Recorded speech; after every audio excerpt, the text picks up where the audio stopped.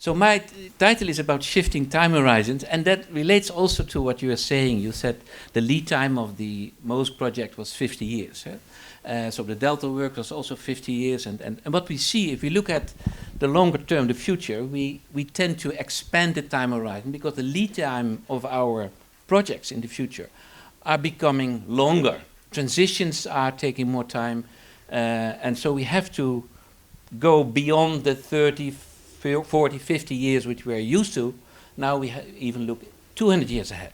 So that is stretching, that is important, and also the day time horizon, the time horizon of the, say, the early warning, the disruptive events. We want to expand the early warning times to maybe 1 week or even 2 weeks is an aspiration, so that we can do much more than only when we have a few minutes or a few hours. So time horizons are stretching, and that is a bit what I want to address. But I was requested to focus in particular on the Dutch context, and I was so happy that Anne-Marie already paved the way. She already gave a lot of information, but I hope I can add something to that. But let's first have a look at the Netherlands. The Netherlands is the drain of Europe. It's a very low-lying, small country. And you see here that the dikes, and we are a country of resist. We have dikes to keep our country dry, and if there were no dikes, then it would look like this. Then that's great. We all should move to Germany. So this is a bit the situation, and we have to work hard to keep our feet dry. Now, it was already mentioned, we have our Delta Works, and this is one of the famous projects. And the question is, are we in control? And the feeling of to be in control is when the warning time is much longer than the lead time. And you can say it took 40 years to build these works, and that could be done because we had the devastating flood, but we had already the plans on the table.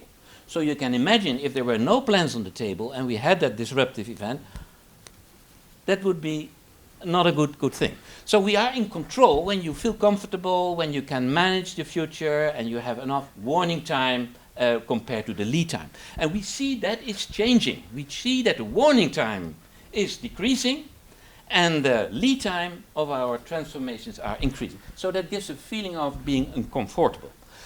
The same holds for the time window of days. You see here this guy looks quite comfortable, he's mowing, and there is that temporary barrier.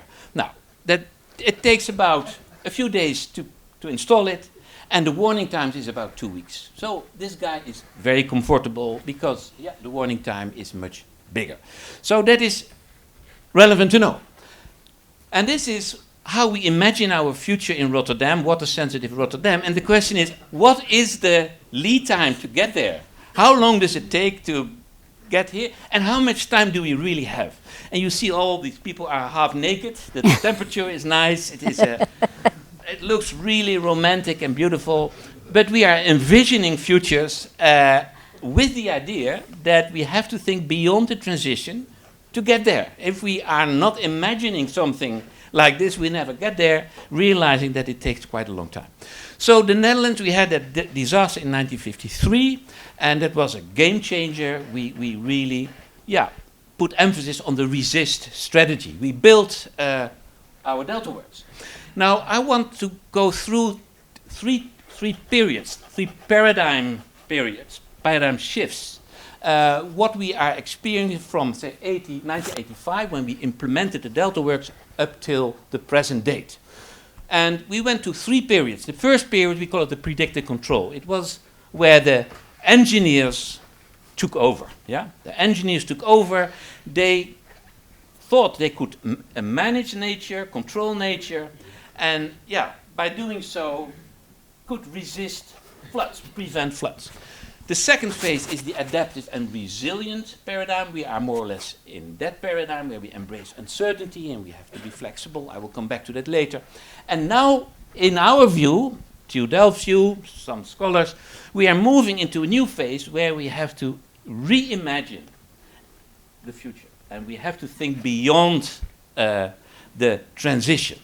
So let's go to the first period. What you see here is the delta works, the huge concrete pillars. It's big, and they were designed to have a lifetime of 100 years. And frankly, we learned it from the Romans. The Romans invented Roman concrete using puzzolana, the volcanic ash, and you know, Roman concrete still exists. And what can we learn from it? The Roman concrete is a self-healing concrete, like this. This concrete is made out of ash, coal fly ash. They put coal fly ash in the concrete, and it has self-repairing properties, and even in a marine environment, it becomes even stronger. So these were designed for 100 years, at least a lifetime. And the engineer thought, if we implement this, we are ready, we can sleep. But what we also know, when we look at Alexandria, for instance, in Egypt, they had the hydraulic works made from Roman concrete. They are still there, but on the bottom of the sea.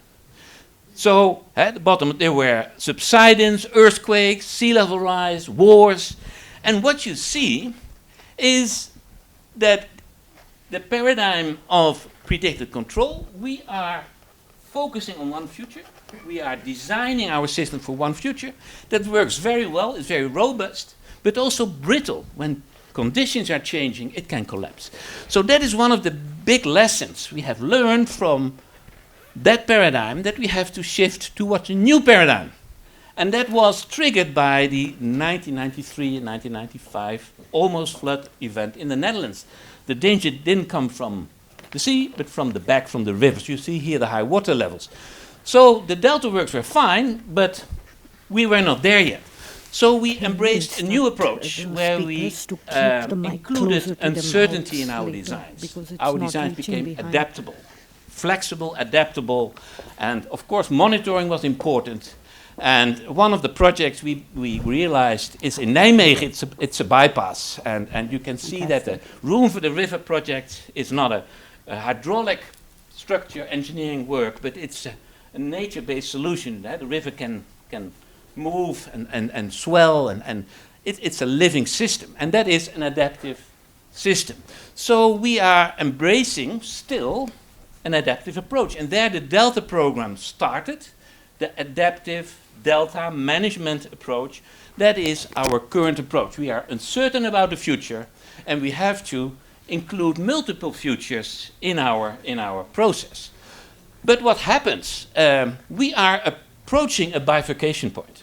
At some point, we have to decide, should we further strengthen and renew our delta works, going for the resist, or maybe we should move to another strategy, living with water. And that point is near, and that requires a lot of discussion and thinking. So we are there. And what we can say about this paradigm, that it's flexible learning, we embrace natural processes, but deep uncertainty is not there, because the options in our future are limited. So there is a need to go to another approach, and that is now coined as the transformative delta management approach, from adaptive to transformative delta management approach. So let's have a look. That is, and Matthijs will probably also dive into that. We imagine futures for the Netherlands, say in 2100, living with water, or a fortress where we reduce the length of our dikes because it's too expensive to keep the whole country surrounded by dikes. So we are designing futures, and then via backcasting we try to reconstruct what does it mean for now and when we have to take action. Now, what is so interesting, we have our great engineer Johan van Veen. He was the guy who was, before the big flood in 1953, already warning the government we should strengthen our dikes. The dikes are not in a good shape. But nobody listened to him, and then we had the 1953 event, and then he could introduce his plans. But what we all have lost, that Johan van Veen, he was the designer of the Delta Works, but the Delta Works were, in his view, a stepping stone towards a natural system, that we use the natural coastal processes to close off our dikes. And that is what you see here. This is his 200 years vision. He had a vision stretching 200 years ahead, transforming our country, playing with nature in a very gentle way, and by doing so, closing off the whole coast. Not hard structures, but natural processes. And he imagined a future. But we implemented the Delta Works and we lost the story. We thought we were ready and we ignored the vision of Johan van Veen. So the third paradigm is the paradigm of imagine a future, that we have to go beyond the transition to get there, and that we have to shift from incrementally adjustment of the existing systems to think out of the box and imagine new systems and going from that future back future to the present day. So that is a bit where we are now, and that means that creativity should be back.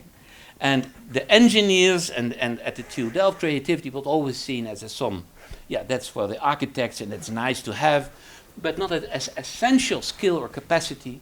And we see now that it is coming back. We also see that longing for nature, that natural processes, understand how these work and use them as much as possible. That is also at the heart of that thinking. So that is what I would like to say, and I would like to close with one statement that was also requested, that the statement is that hard structures are important and needed, but has to be considered as an intervention in time, as a temporary measure, that it's not an end solution, but it is sometimes really needed to do it, but it has its limitations. That's what I want to say. Great. Thank you.